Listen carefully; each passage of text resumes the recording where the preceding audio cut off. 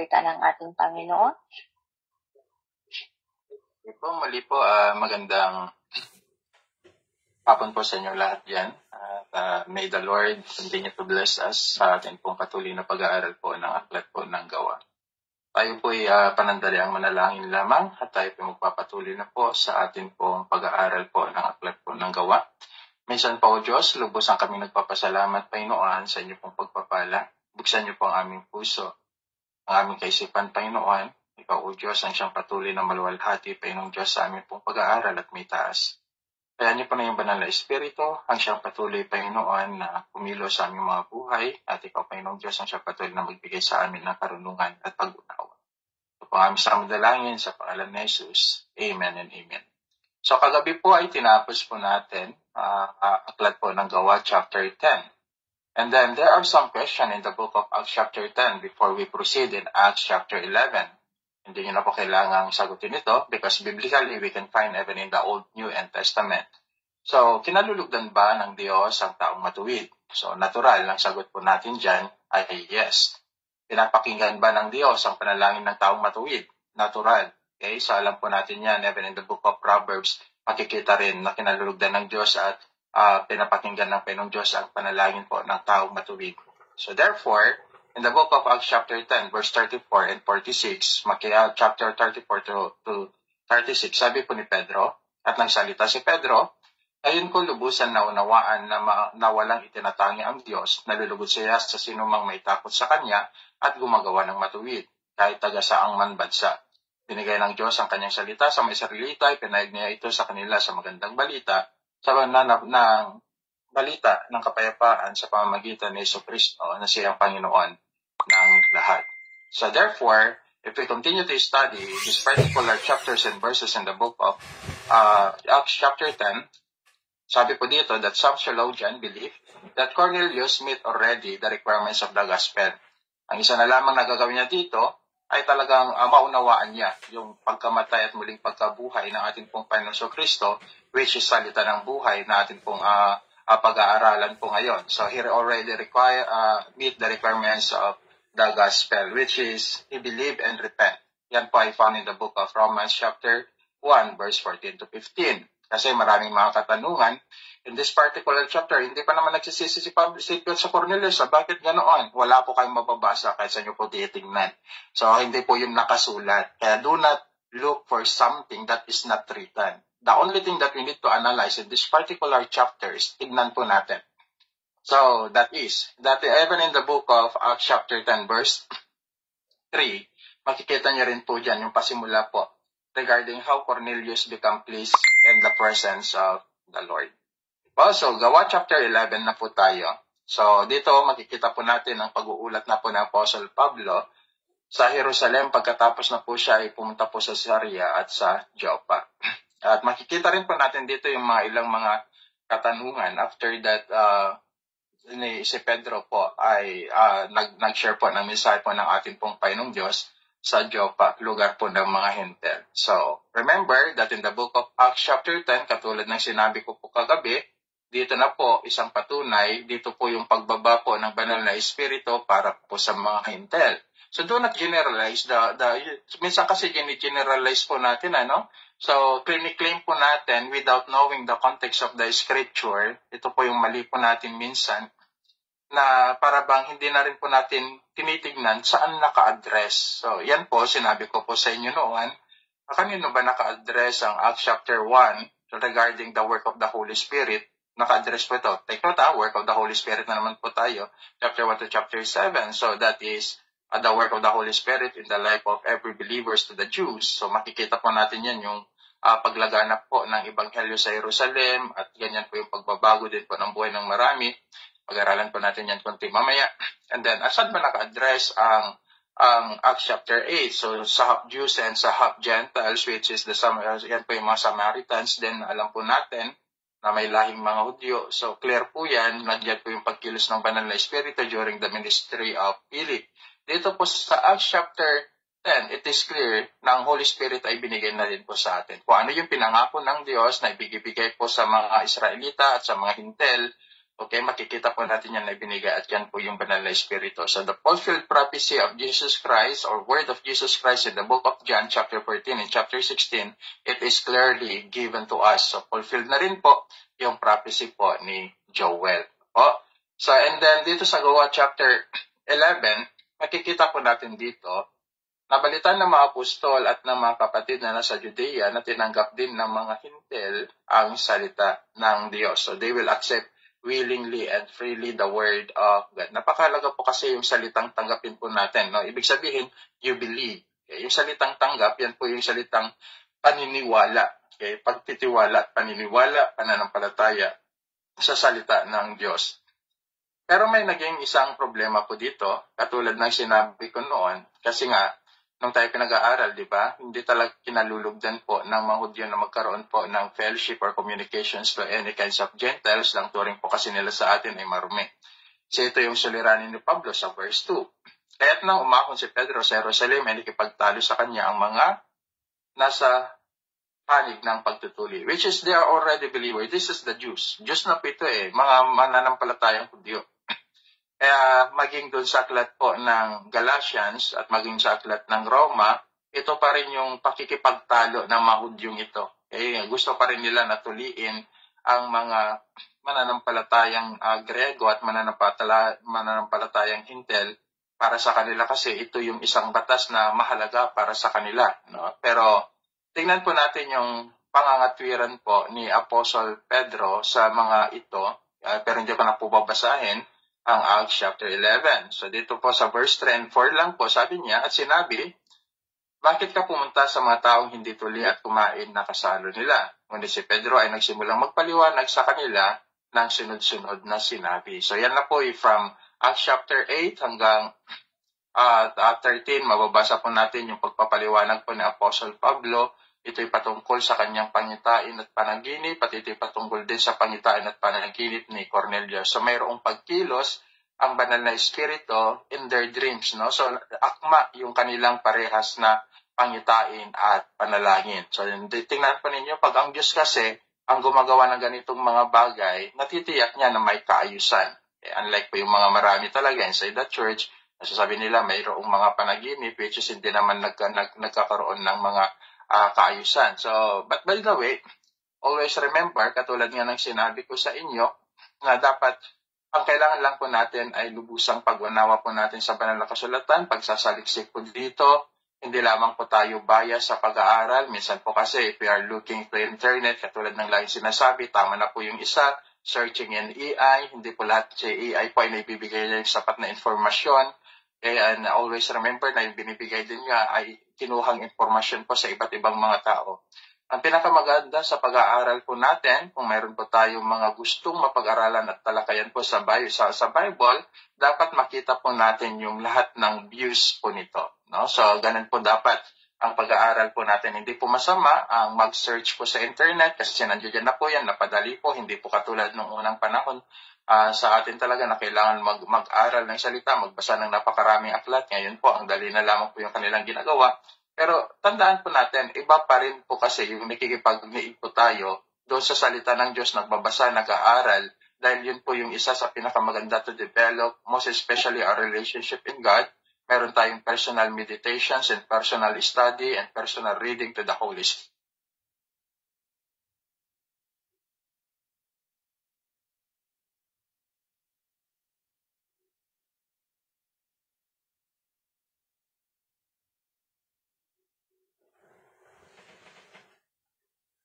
Po ng Gawa, chapter 11, diretso po tayo sa verse 12. Sabi po dito, inuutos sa akin ng Espiritu. Take note, yan po yung bibigyan po natin konting doon. Inuutos sa akin ng Espiritu na ako'y sumama sa kanila at huwag mag-atubili. Sino yung nagsabi sa kanya? Peter believed that this is a commandment of the Holy Spirit. Mayroon talagang pagkilos po ng banal na Espiritu. At sinamahan din ako ng 6 na kapatid at pumasok kami sa bahay ng lalaki. No? So, kung papansin niyo doon sa chapter 10, hindi nabanggit itong 6 na kapatid na may kasama pala siya. Pero dito makikita po natin na mayroon. Okay, na mananampalataya na kasama niyang pumunta po doon sa Joppa. So, the word, the Spirit commanded me, ang ibig pong sabihin nito is a divine or spiritual entity. Okay? So, ibig sabihin, ang banal na Espiritu, tandaan po natin, mayroon po siyang independent existence katulad din po ng Father and the Son. May kanya-kanya po silang gawain, may kanya-kanya po silang trabaho, mayroong kanya-kanyang personalidad, at mayroon silang talagang pagkilos. So may mga pagkilos, may mga trabaho po yan to the life of every individual, to creations, and also to the believers. Bagamat hindi po natin pinag-aaralan po ngayon ang the doctrines of the Father, the doctrines of the Sons, and the doctrines of the Holy Spirit. Naging clear po ito nung ako po ay nagturo din po sa inyo ng pahapyaw that we are believing in 3 persons and 1 God, that this person ay meron pong mga distinction, may kanya-kanya po silang trabaho, but they are united. May trabaho po sila ng pagkakaisa sa kaligtasan ng tao, may trabaho po sila sa pagkalikha ng sanlibutan, may trabaho po sila na may pagkakaisa din doon sa bawat mananampalataya. So the Holy Spirit in the Christianity has given a direct command or instructions to individual. Tandaan po natin yan, ang banal na Espiritu ang tumutulong po sa atin para maunawaan po natin ang banal na kasulatan, at dahil naunawaan po natin ang banal na kasulatan, mayroon pong direct instructions and commandment of the Holy Spirit to us. Tandaan din po natin ito na hindi maaari na taliwas ang sinasabi ng banal na Espiritu sa atin sa pamamagitan doon sa sinasabi ng banal na kasulatan. In order for us to be safe, always remember this, that study the Scripture, ang mahalaga ang banal na kasulatan, ang sinusunod po natin, at pag sinusunod po natin ang banal na kasulatan, we can assure that we are all following the commandment of the Holy Spirit, because ang banal po na kasulatan, it is written and inspired by the Holy Spirit. Kaya pag sinusunod po natin ito, sumusunod po tayo sa Espiritu, sumusunod tayo sa katuruan ni Kristo, at sumusunod po tayo sa Panginoong Diyos Ama. Okay? So this is interpreted, tandaan po natin, as a recent message or guidance that it's not from a human source. Tandaan po natin dito. So leading to an action or obedience based on that spiritual authority. So another, pag-aralan po natin ang spiritual authority, ang Biblia po ang mayroon pong spiritual authority or final authority to the life of every believers. As the Holy Spirit, mayroon po siyang sealed and final authority po sa atin, ganun din ang Son and the Father, ganun din po ang banal na kasulatan. Because ulit sasabihin ko sa inyo, it is a word of God. It is a word of God. It can also refer to a feeling of being compelled by a powerful guidance inner force that it is considered spiritual nature. So, ang Holy Spirit po ang pinabanggit ito. Kaya nung sinabi mismo dito sa aklat po ng chapter 11 verse 12, nung sinabi po na inutos sa akin ng Espiritu, ito po yung kasugutan po sa mga bagay na ito. So, ito si Pedro, alam po natin yan, na maliban po siya ay talagang naghihintay noon sa Misaya, they know also some part of the Scripture, at lalong nabuksan ang kanyang kaisipan when ang ating pong Panginoon Kristo po ay pumailan lang na po at pumunta na po sa presensya po ng Diyos Ama. So sana makita po natin yan. In Christianity, tandaan po natin ito that we are all led by the Holy Spirit sa panahon po natin. So if you are a Christian, we are led by the Holy Spirit, and because we are led by the Holy Spirit in the book of Galatians, we must walk in the Holy Spirit. So yung led by the Holy Spirit or filled with the Holy Spirit, ang ibig pong sabihin po nito, katulad ng tinuro ko na rin po sa inyo nung nakaraan, we are guided by the Holy Spirit. Yung iba, sabi nila, filled by the Holy Spirit, kailangan mong mag-speak na ganito. So ang daming mga kwentong ginagawa o mga bagay which is hindi po yun yung pinakabuod o pinakaibig sabihin po ng banal na kasulatan. So dito po makikita po natin sa atin po bilang nakakaunawa na po ng banal na kasulatan. So ang salitang led by the Holy Spirit and filled with the Holy Spirit, ibig po na sabihin po ito, we are guided by the Holy Spirit. Okay, He is guiding us to live a life of obedience to God. So yan po yung trabaho po niyan. Ano? So if you have a heart that obey our Lord Jesus Christ, so ang ating pong Panginoong Diyos na sumusunod po sa Kanya, namumuhay po tayo na sumusunod po sa ating pong Panginoong Diyos, filled with the Holy Spirit ka, led by the Holy Spirit ka, because you are walking in the Spirit. So, yun po yung mahalaga na makikita po natin, hindi yung mga extremist na ginagawa po ng mga iba, okay, doon sa mga churches, tapos pagdating po nila sa bahay, iba pa rin po yung kanilang ginagawa, pagdating po sa kanilang relationship, iba pa rin po yung kanilang ginagawa, pagdating po doon sa mga ministry po nila, kung akala mo parang napakasanto po nila, but not knowing that outside the church, iba rin po yung kanilang character. So if you are used, ikay nagpapagamit sa Panginoong Diyos, ikaw ay talagang gusto at sinasabi mo that you are filled with the Holy Spirit, it is not necessary yung gumagamit ka ng mga modern tongues ngayon kasi yun yung mga nakaugalian po ng marami.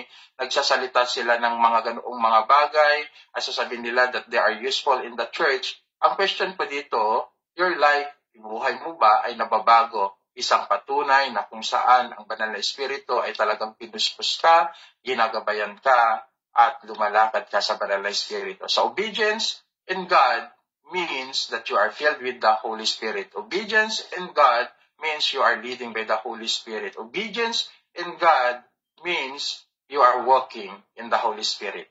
So nakita po natin yan. So simpleng salita, pero yan lamang po yung binigyan po natin ng konting diin, hindi pa yung kabuuan. Okay, so ito po ang tandaan po natin that even the Holy Spirit is helping us in prayer and also understanding the Holy Scripture. And then, of course, He speaks to our conscience and help us those things that we cannot able to speak. That's in the book of Romans chapter 8. Kaya yan po yung pagkilos po ng banal na espiritu sa buhay po nating mga mananampalataya. So that is in verse 12. Dito po sa verse 13, ipinakita rin po dito, sabi niya, kanyang sinalisi sa amin kung paano nakita niya ang anghel at nakatindig sa kanyang bahay at nagsabi, magsugo ka sa Joppa at ipatawag mo si Simon na tinatawag na Pedro. So yan po yung sinabi po mismo ni Cornelius, okay, nang sila po ay nag-meet ni Pedro. So verse 14 sabi niya, magsasabi siya sa iyo ng mga salitang ikaliligtas mo, ikaw at ang buong sambahayanan mo. Mga salitang ikaliligtas mo, this is a word which mean that God or the Holy Spirit lead Apostle Peter at yan din ng ating pong Panginoon Kristo na kung saan inutusan niya po siya na pumunta po sa bahay po ni Cornelius para ipaunawa pa ng lubusan ang salita ng Diyos o ang ebanghelyo ng ating pong Panginoon Kristo. And remember,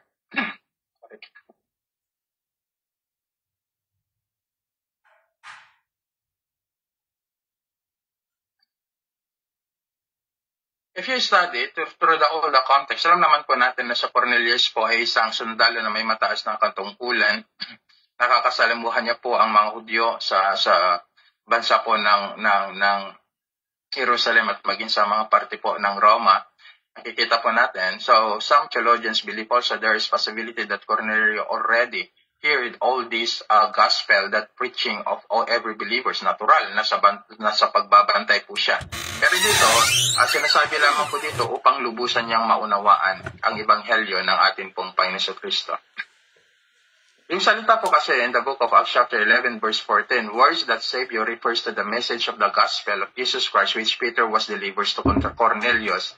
The meaning is that salvations come from the message, tandaan po natin, yung mensahe po yan, delivered by God, appointed messengers that the people must hear and believe. So si Pedro po ang isang messengers po ng ating pong Panginoong Diyos, pinili ng Panginoong Diyos upang lalong maipaunawa pa sa bahay po ni Cornelius ang patungkol sa biyaya ng ating pong Panginoong Diyos sa pamamagitan ng ebanghelyo. At tandaan po natin that signifying that the message of salvation is for all who will believe. So ang talaga namang purpose po ng gospel talaga na maaaring makatanggap po ng biyaya nito ay doon sa maniniwala at magre-responde. Ituro ko na rin po yan sa inyo noon na ang magre-responde lamang po yan ay those who binigyan po ng Panginoong Diyos yung gift of faith, saka yung binigyan po ng ating pong Panginoong Diyos, pinili po ng ating pong Panginoong Diyos kasi sila po, tayo po, na sumasampalataya ngayon ay binigyan po ng biyaya kaloob ng pananampalataya at ganoon din po binigyan po tayo ng kakayahan patuloy na sundin ang ating pong Panginoong Diyos because God Himself ang unang kumilos po sa atin pong mga buhay. The only question here that we can find dito sa aklat po ng Gawa chapter 11, at may mga katanungan din minsan na maaaring naglalaro sa inyo pong kaisipan, pero hindi na po ito saklaw ng atin pong subject. Ang lahat po ng may kakayahan, take note the word, kakayahan na pakinggan ang salita po ng Panginoong Diyos, which is the gospel. Ito yung sinasabi po ng Apostle Pablo sa aklat po ng Romans chapter 1. So the power of the gospel, the gospel is the power of God unto salvation. It is true sa atin po na pwedeng makapakinig at mabahaginan ng salita na ang Diyos. So ibang usapan na po doon sa mga hindi po naabot po ng ebanghelyo na namatay na. So that is in the book of Romans chapter 1 naman. Yan po yung tinatawag po natin noon ng conventional grace. Kaya if you want to understand more regarding these three graces, okay, yung sinasabi ko, tinuro ko na po sa inyo noon, is that is yung tinatawag natin conventional, and then narayan po yung tinatawag din po natin common, at narayan po yung special grace. So all of these things na pinag-aralan po natin, napakahalaga to make it understand para lalo po nating mapalawak pa ng lubusan. Sana naman po lahat ng ito na aking pong itinuro na naging paulit-ulit po noon ay nanatili pa rin po sa inyo. Kaya minsan po nakakapagod din pagturo, dahil inuulit-ulit po natin yung mga ganitong sa bagay. Si Pablo sabi niya naman na tsapag-tsagaan. Okay, so yan po yung isang bagay na binigay po na pagtsagaan, kahit minsan nababalik po ang ganitong katanungan, nababalik yung same question, kaya paulit-ulit din yung tanong, paulit-ulit din po yung sagot. So yun po yung isang realidad po talaga, pero maganda rin po yung may mga questions and answers po tayo. Okay? So the word are not magical specific set of phrases regarding the gospel. Tandaan po natin, when we talk about the gospel, okay, the entire doctrines of salvation centered on Christ Jesus. So yan po yung gospel. Pag nagturo po tayo kasi sa church, dapat gospel lang talaga. Okay? Kasi yan po yung talaga yung sentro at kabuuan talaga at nakasentro sa atin pong Panginoong Jesucristo. Hindi lang siya normal. Kaya nung pinapunta po si Pedro doon kay Cornelius, hindi lang po yung katulad ng pag-preach niya, okay, pag-preach na, ito yung kaiba niya. Some also theologians believe, hindi lang katulad yung kanyang pag-preach niya doon sa Acts chapter 2 and chapter 3. Okay? Dito talaga pagtuturo. Kasi dito, sabi ko dito, that he will preach the entire doctrines of salvation which is centered to Christ Jesus. Yan po. So yan po yung makikita po natin. So itinuro niya. Kaya nga po natili po si Pedro doon ng maraming araw.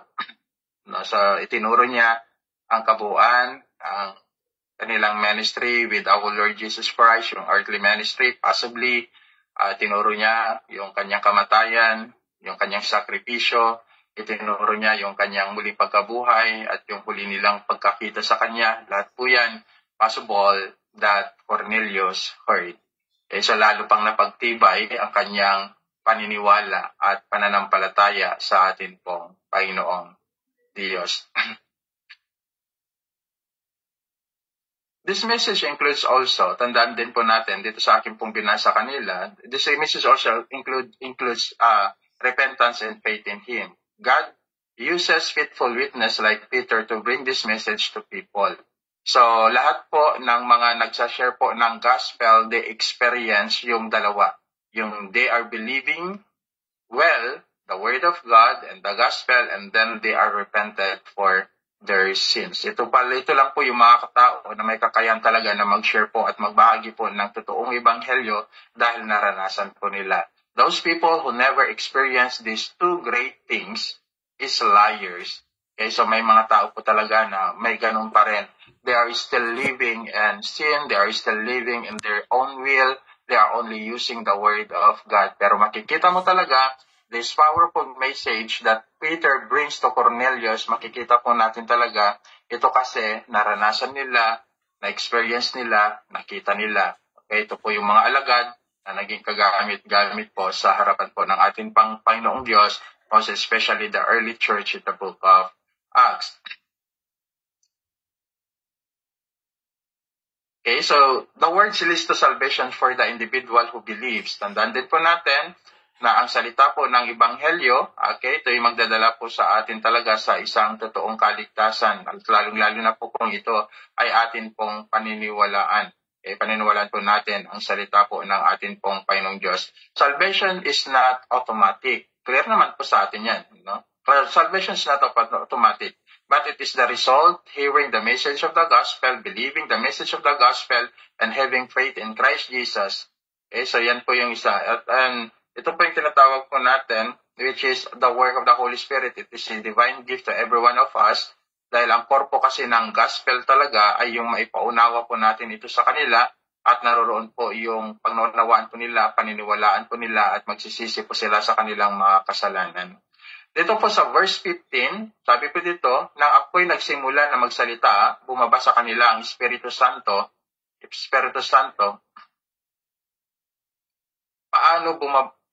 kung paano bumaba rin sa atin noong una. Actually, ito yung sinasabi ni Pedro, that is in the book of Acts chapter 1 and chapter 2. Kung paano na-experience po ng mga hintil na ito ay ganun din yung pagka-experience nila in Acts chapter 1 and chapter 2. Actually, they also speak in other tongues. Okay, so the Holy Spirit is given already to the Gentiles. Dito talaga patunay, dito sa Acts chapter 10 and chapter 11, dito talaga ibinigay ng lubusan ang banal na Espiritu sa ating mga hintil na sumasampalataya sa Ebanghelyo ng ating pong Panginoong Jesucristo. Kaya dito, pinaliwanag din po ni Apostle Pablo in verse 16. Sabi niya, at naalala ko ang salita ng Panginoon. Patunay, nakasakasama talaga nila ang ating pong Panginoong Jesucristo during the beginning of his earthly ministry. Kung paano sinabi niya kay Juan, sinabi niya, si Juan ay nagbabautismo sa tubig, subalit kayo'y babautismuhan niya, babautismuhan niya ng Espiritu Santo. Yan po. Saan po niya kinodito? That is in the book of Matthew, chapter 3, verse 11 to 12, na sinabi po doon, binabautisman ko kayo ng tubig para sa pagsisisi, ngunit ang dumarating na kasunod ko ay mas makapangyarihan kaysa sa akin. Hindi ako karapat-dapat magdala ng kanyang sandalyas, kanyang babautisman kayo ng Espiritu Santo at ng apoy. Okay? Nasa kamay niya ang kanyang kalaykay at nililinis niya ang kanyang ginikan. Tinitupon niya ang kanyang trigo at kamalig, subalit ang ipa ay sinusunog niya sa apoy at hindi namamatay magpakailanman. So, the one, parang dito, napakasimple. If we understand in the book of Matthew, believers accept, okay, the Holy Spirit, but the non-believer will never accept, that is verse 12, the Holy Spirit, and they will not be sealed. Okay, pag hindi po sila nasilyuhan ng Banal Espiritu, of course sila po ay mapapahamak. So, that is a great blessing for us to receive the Holy Spirit. Okay, because that is a sign that we are sealed by the Holy Spirit. We have assurance to our salvations in Christ Jesus. That is in the book of Ephesians, chapter 1, beginning verse 5, at pasimula po ng verse 11 hanggang verse 13. Kaya sa verse 17, sabi po dito, kung ibinigay sa kanila ng Diyos ang gayon ding kaloob na gaya naman ng kanyang ibinigay sa atin, nang tayo manampalataya sa Panginoon Jesucristo, sino ba ako na makakadlang sa Diyos? Verse 18, last verse sa ating pag-aaral in chapter 11, nang manrinig nila ang bagay na ito, tumahimik sila at niwalhati ang Diyos na sinabi, kung gayo binigyan din ng Diyos ang mga hintil ng pagsisisi tungo sa buhay. They speak about the gospel, kaysa the gospel. So dito makikita po natin, God also granted to the Gentiles a repentance to life. So one of the shocking admissions Jewish history, tinanggap nila. Kaya kung papansin nyo sa verse 1 hanggang verse 3, talagang nakikipagbangay nila eh. Hindi matanggap kasi ng mga Hudyo, pangkaraniwan, na sila rin ay may bahagi sa kaligtasan. Ang para sa kanila, sila lang yung dapat maligtas. Ganyan ka-high ang pagtingin po talaga ng mga Hudyo sa kanilang mga sarili dahil sila po ay hinirang ng Diyos if you study in the Old Testament time. Pero dito talaga, it is a shocking admissions in Jewish history dahil nalaman nila na bakit pinagkaluban din pala itong mga hintil na ito na dati naming kaaway ng kaligtasan. So tingnan po ninyo yung graces ng Panginoon.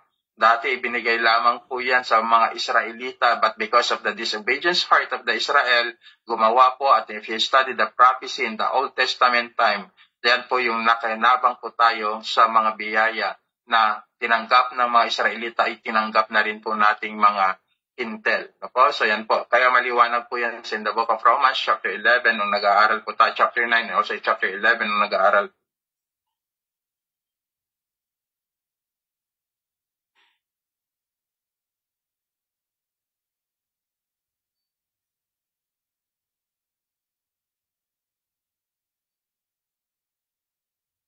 creations. Napakalawak po talaga, even hanggang po sa aklat po ng Revelations. Kaya nga, dito sa Old Testament, so there is some event that the Old Testament had prophesied.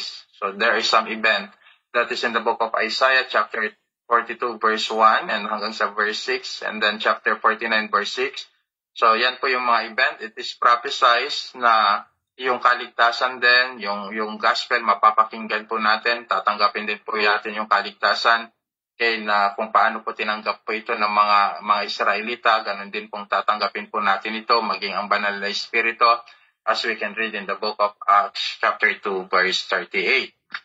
So, repentance to life, tandaan po natin na repentance is one of the requirements of the gospel. If there is no repentance, there is no life at all. So, even Jesus Christ promised us a wonderful life to be with Him if we believe in Him, if we are not repented, which means we change, hindi po tayo na bago. So it is useless, okay? The only things that we can prove that we are believing to the gospel of our Lord Jesus Christ, it shows to our repented life. So ibig sabihin na ipapakita po ang ating totoong paniniwala kay Kristo, ang totoo nating relasyon sa ating pong Panginoon Kristo, sa ating pong buhay na may pagsisisi. Kaya hindi po laro, katulad ng sinabi ko po sa inyo, ang paglilingkod sa Panginoon. Talagang mayroon po itong pagpupursigi po natin sa ating mga buhay na magbago. Okay, na nagsisisi po tayo sa atin pong mga kasalanan. Sa report po ng isang theologian, sabi niya, na sa buhay po ng Kristiyano, he lived, okay, yung tinatawag po na repented life daily in his life. So, ibig sabihin, lahat po tayo, pag tayo na kay Kristo na, araw-araw po yan, eh, mayroong pagbabago dapat sa ating pong buhay at meron din po tayong paghingi ng tawad sa ating pong nagagawang kasalanan dahil yan naman po talaga ang isang dahilan kung bakit po tayo tinawag ng ating pong Panginoong Diyos, yung makita po natin yung kanyang kabanalan sa kabila ng ating pong karumihan, makita po natin yung kanyang habag at awa sa kabila ng ating pong kalikuan, makita po natin yung kanya pong biyaya sa pamamagitan ng ating pong pananalangin. No? So yun po yung napakaganda. Napakalaki na nga po yung biyayang tinanggap po natin sa Panginoong Diyos, lalong-lalo na po nung tayo po ay nakaranas ng pagkilos po niya sa ating pong mga buhay sa pamamagitan po ng Ebanghelyo.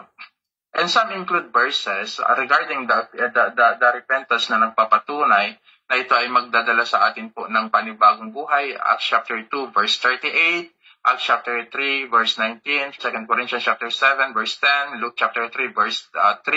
So ito po ay connected doon sa repentance and forgiveness. So ang Diyos po natin, pag tayo po ay nagsisi, tayo po ay pinapatawad po sa atin pong mga kasalanan. Ganon din po tayo bilang mga mananampalataya, pag may mga nakagawa po sa atin ng kamalian, anuman yung nagawa po nila sa ating buhay, dapat matuto po tayong magpatawad. No? So, there is a great commandment to us as a believer in the book of Matthew, chapter 6, no? Na kung tayo po ay hindi po dapat magpatawad po tayo, katulad din po ng pagpapatawad ng Diyos sa atin pong mga kasalanan. Sana makita po natin yon. Marami po kasi talagang mga tao sa panahon po natin ngayon, kung magkimkit po sila ng sama ng loob, parang hindi ayaw na nilang magpatawad, tapos sasabihin pa rin nila na pupunta po sila sa langit. Alam niyo po, forgiveness, ipinakita na po ng ating pong Panginoon Kristo, the great examples of forgiveness. That even He was crucified on the cross of Calvary, sabi niya, Ama, patawarin niyo po sila sapagkat hindi nila alam ang kanilang ginagawa. So same as true to Stephen as we studied before. Okay? So ganun din po yung kanyang sinabi. Paano pa kaya sa atin ngayon? So tayo po dapat matutong magpatawad sa lahat ng aspeto po ng ating pong buhay. As we continue, Gawa chapter 12. Katulad sabi ko sa inyo, tatapusin natin ngayon. So, just in case na mabilis po ako, pakinggan nyo na lamang po kung sakaling naka-record po ito. Ano? So, tatapusin ko po talaga ang dalawang chapter na ito para tuloy-tuloy po ang pag-aaral po natin, the life of Apostle Paul and also his mission. Yun po, pag nasa missions na po tayo ni Apostle Paul, makikita po ako na po tayo yan. Interchangeable na po tayo sa paggamit po ng mga talata.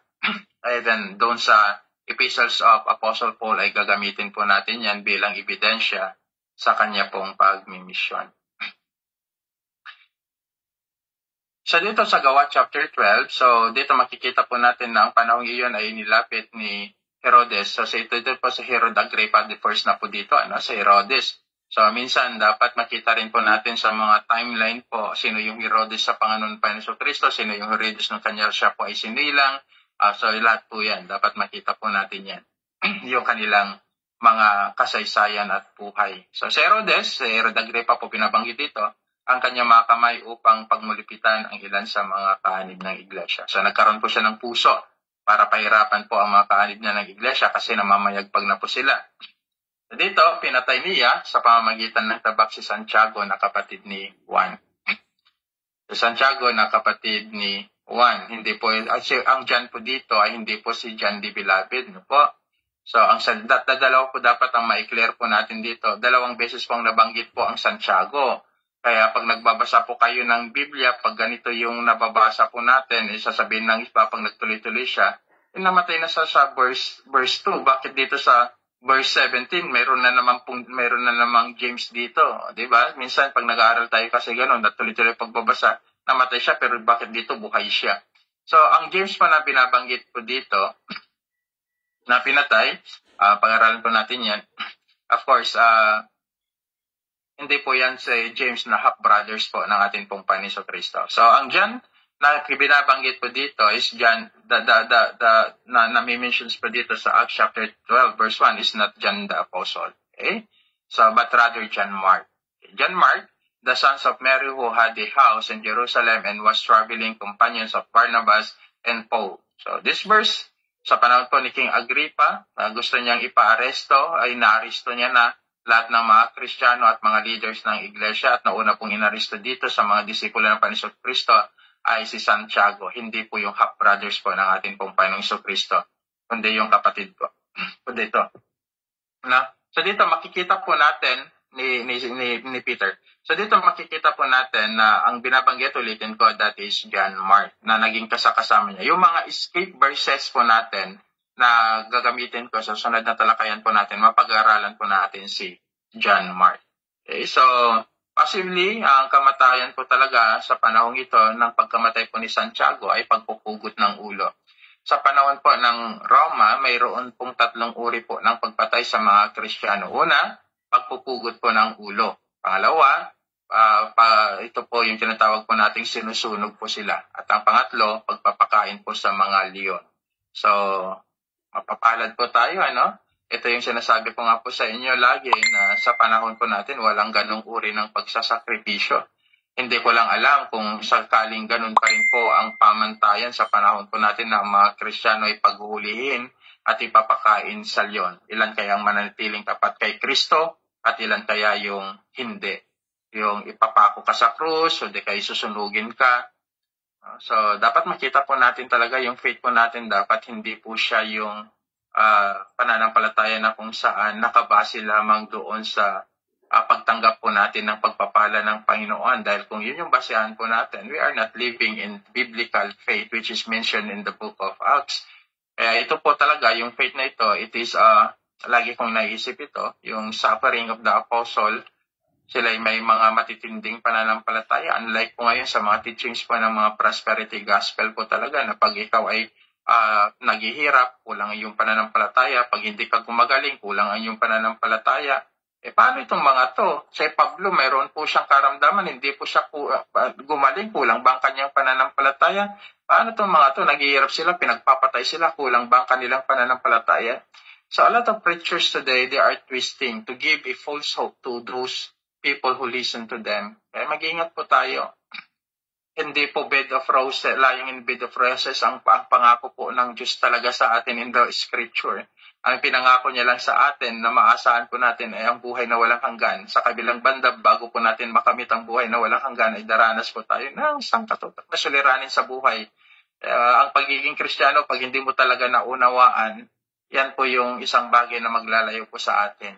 Kaya sasabihin nila, ang hirap naman doon, si Pastor, pinapahirapan pa ang aming mga loob. Okay, tapos suffering pa rin po yung sasabihin. So, minsan, nilalight po ng marami dahil alaw po nilang mawalan po ng miyembro po ng iglesia. Totoo naman, pwede kang manatili sa kanilang may iglesia. Pero ang kaawa-awa po niyan, ang patungkol sa iyong kaligtasan because you are leaded a false preachers or false teachers. At mag-ingat po tayo. So dito, makikita po natin yung sakripisyo po talaga ng mga naglilingkod po sa atin pong Panginoon. So si John Mark, ang binabanggit po dito, ulisin ko, at minsan siya po ay tinatawag na Barnabas. It's also companion of Apostle Paul. Yun po si John. Okay. Na binabanggit po dito sa Acts chapter 2. Si John Mark po yan, na naging kasama at kasama po ni Apostle Pablo sa kanyang unang pagmimisyon. At katulad ng sinabi ko, yan yung pag-aaralan po natin sa sunod na maging talakayan na po natin, ang life of Apostle Paul and his mission. So dito, makikita rin po natin na yung John mentions, tandaan po natin, katulad ng sinabi ko sa inyo kanina, it is not also the John which is the sons of CVD. So minsan nagkakaroon po ng great confusions between John Mark and John the Apostle. Pero always figure out kung ano po yung nilalaman talaga ng talata ng banal na kasulatan. Kaya nga dito, sasaliksikin mo talaga. Pero kung babasahin mo lang siya na parang, okay, ganun pala, tapos magkakaroon ka ng ilang mga question, hindi mo siya makikita. Pero kung if you study, nagkakaroon ka ng interest to getting deep to the Word of God, lahat po yan, pag-aaralan mo, every word, every details, every names, sinasaliksik po natin yan sa pamamagitan po ng matinding pag-aaral po ng salita po ng Panginoong Diyos. So traditionally, pinatay po si James sa pagpugot ng kanyang ulo. Ito po kasi yung utos po ni Herod Agrippa.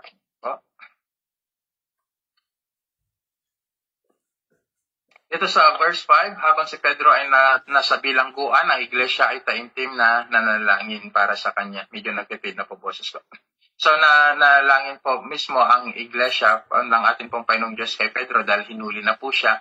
Dahil gusto po na tawag doon, ipapatay din po ni Haring Agrippa o ni Herod si Pedro dahil alam niya na siya ang leader ng iglesia, pero siya po ay iniligtas po ng anghel. Yan po ay mababasa po natin. Hindi ko na po bibigyan po ng din ito, although part po ng subject ko. Okay, so dito po makikita po natin sa verse 12, dito po ng kanyang mabati dito, pumunta siya sa bahay ni Maria. So si Maria po, ito po yung ina po ni Juan, yan po si John Mark, na tinatawag na Marcos, na kinaroonan ng maraming magkakapatid at nagkakatipon doon. So maganda rin po talaga na yung bahay po natin minsan, lalo na doon sa early church talaga, dahil may mga bahay talaga sila na pinagkakatipunan. Opo, so yun po yung nagkakatipon po sila sa panalangin, nagkakaisa patungkol lamang po dun sa kaligtasan po ng kanilang pinuno na si Pedro. So may binanggit din po dito na pangalang Roda. Okay, so yan po. May pangalang Roda po yan in the verse 13 na unang nakakinig sa pagkatok po at pagsasalita po ni Pedro at kanya pong ibinalita doon po sa kongregasyon, as we can read in verse 13 hanggang verse 16. Saka dito sa verse 17, patunay po dito, sabi po mismo, sinunyasan ni Pedro ng kanyang kamahay na tumahimik sila at isinalaysay sa kanila kung paano inilabas ng Panginoon sa bilangguhan. So yan yung verse 10 hanggang verse 16 po. No? At sinabi niya, ipagbigay ninyo, alam ninyo ang mga bagay na ito kay Santiago, which is one of the leaders ng iglesia. Si Santiago, this is the half-brothers of our Lord Jesus Christ, kapatid po ng ating pong Paniso Kristo. So, at siya ay umalis at pumunta sa ibang dako. And then, tandaan po natin, katulad sinabi ko kanina, ang Santiago po dito na binabanggit, yan po ang si Santiago, half-brothers of our Lord Jesus Christ. At pagkatapos po niyan, si Pedro ay pumunta na po doon sa Cesarea. Bilisan ko lang po konti dahil nagkakan ng boses ko. So, pumunta po sa Caesarea at doon ay nanirahan. So bumalik po siya sa Joppa, Caesarea, and he began doon. Patuloy niya rin pong ipinahagi ang salita po ng ating pong Panginoong Diyos. So possibility, sabi po nila na maaaring dito na isulat din po yung mga unang aklat po ng Pedro. Pero yan pa ay ibang pag-aaral po yan kung sakali man. Okay, so sa verse 20, it is story about Herodes. Alam naman po natin, nababasa po natin ito. So may mga talata lang po akong idaragdag po dito para maunawaan po natin how great is and how precious yung talagang binibigay po natin dapat yung glory sa Panginoon. Babasahin ko po sa inyo ang verse 21 hanggang verse 23. Sabi po dito, sa isang takdang araw ay sinuot ni Herodes ang damit hari at naupo sa trono at sa kanila'y nagtalumpati. Ang taong bayan ay nagsisigaw at sabi nila, tinig ng Diyos at hindi ng tao. Agad siyang sinaktan ng Diyos ang anghel ng Panginoon sapagkat hindi niya ibinigay ang kalwalhatian sa Diyos, siya ay kinain ng uod at namatay. So yun yung napakasaklap, ano? So tandaan po natin that glory belongs to God and to God alone. Huwag po nating angkinin. Sa lahat ng aspeto po ng ating pong ginagawa, ministry, giving, preaching the gospel, saan ka ginagamit ng Panginoon, lahat po yan ay isang biyaya lamang at kaloob. At ang kalwalhatian ay hindi para sa iyo, hindi po para sa akin, kundi para po sa Panginoon. So the Bible teaches that all glory and worship are due exclusive to God. Sa Kanya lamang talaga. As we can read even in the book of Isaiah chapter 42 verse 8, sabi po ng Panginoong Diyos that the glory is mine. Ganon din po sa Psalm chapter 115 verse 1, so ang kalwalhatian ay sa Diyos lamang. Ibigay po natin ang kalwalhatian sa Diyos lamang. Doon sa Romans chapter 11 verse 13, sinabi po ni Pedro na sa kanya ang kalwalhatian magpakailanman. Amen. Doon sa 1 Corinthians chapter 10 verse 31, basa po natin na ginagawa po natin ang lahat ng bagay bilang mananampalataya para sa kalwalhatian ng Diyos. Yan po yung paalala po sa atin. Okay? Sabi doon, so whatever you eat or whatever you drink, or whatever you do all these things for the glory of God. Sa ating pong lahat na ginagawa, sa aspeto ng ating pong buhay, matiyak po natin sana ito na para po sa kanyang kapurihan at kalwalhatian. Ganun din po sa aklat po ng 1 Timothy chapter 1 verse 7. So, ang kalwalhatian, ang paggalang at kalwalhatian ay sa Diyos lamang. And there is some verses emphasizes regarding God's glory. Okay, yan po ang magbasa po natin sa 1 Chronicles chapter 29 verse 11. Sabi po din, God's supreme greatness, great power, victory, and majesty as honor of all things. Bakit? Sa Kanya lamang yan. Kasi ang Diyos po natin, full of greatness, full of power, full of glory, full of victory. Kahit yung kalwalhatian sa Diyos lamang. Yan din po yung sinabi po ng ating pong Panginoon Kristo in Matthew chapter 4 verse 10. Natandaan po natin na ang pagsamba ay sa Diyos lamang, sa Panginoong Diyos lamang. And then there is a confirmation in the book of Revelations that God is worthy to receive glory, honor, and power dahil nilikha niya po ang lahat ng bagay. Ikaw, ako, nilikha po ng Panginoong Diyos at lahat ng bagay, lahat ng kanyang nilikha, ang Diyos lamang po ang dapat luwalhatiin at papurihan.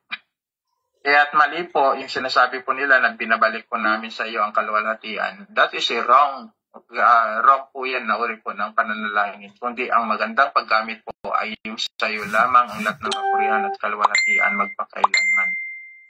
So minsan maraming mga churches, papakinggan ko pa rin yung ganoong mga uri ng pananampalataya, pero mayroon na rin po akong maraming mga churches na itatama some of our friends, pastor, talaga. Sabi ko, that is wrong. That is out of the scripture. Okay, so ang kalwalhatian ng Diyos ay hindi niya binigay sa kanino mang tao. As we can read in the book of Isaiah chapter 48 verse 11, sabi ko sa kanya, that sabi ng Panginoong Diyos, glory is mine alone and I will never give to anyone else. So paano may binibalik? Hindi nga binigay yung kanyang kalwalhatian sa kanino man, kundi sa kanya lamang. So, pag tayo pinalangin, lagi po natin sabihin, sa iyo lamang ang kalwalhatian. So, dahil sa kanya lamang talaga at wala na pong iba. Even in the book of 1 Peter chapter 4 verse 11, ang kalwalhatian ay sa Diyos lamang. And then, tandaan po natin that the scripture support the concept of soli Deo gloria. So, yan po yung part po ng turo ko talaga at tinuturo ko po sa loob ng iglesia, yung by in Christ alone, by faith alone, grace alone, napakalaga po yan talaga. Narayan din po yung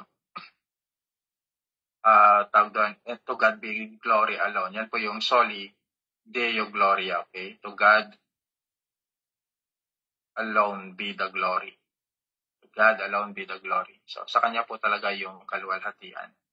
So, that is one of the theologian principle that we need to understand, na patuloy din po natin talaga ipaunawa sa marami dahil ang Diyos ang may akda ng buhay, ang Diyos ang may lalakhan ng lahat ng buhay, ang Diyos ang may akda ng kaligtasan, at nararapat lamang ng kalwalatian ay para sa atin pong Panginoong Diyos. So, dito po sa aklat po ng Gawa, chapter 11, verse 24, sabi dito, ngunit ang salita ng Diyos ay patuloy na lumaganap. Okay? Lumaganap. Sa patuloy na pagpapahirap po at patuloy na pagpe-persecute po sa panahon po ni Herod Agrippa, even though the believers or the early church ay patuloy na pinipersecute sa kabila ng lahat ng ito, ay patuloy pa rin po na lumalaganap ang salita ng Diyos. So I think I need to focus sa susunod na pag-aaral po natin ito bago po tayo pumunta na po sa life of Apostle Paul regarding yung sa reasons of persecution, kung bakit sa kabila na sila po ay pinipersecute, ay patuloy pa rin pinapalaganap ang salita po ng ating pong Panginoon. So I need to rest my sa ating pong lalamunan. So God bless po sa ating lahat. Yan po yung mensahe po ng ating pong Panginoong Hesukristo sa aklat po ng Acts chapter 11 and chapter 12. So God bless po sa ating lahat. Sa Diyos po ang papuri.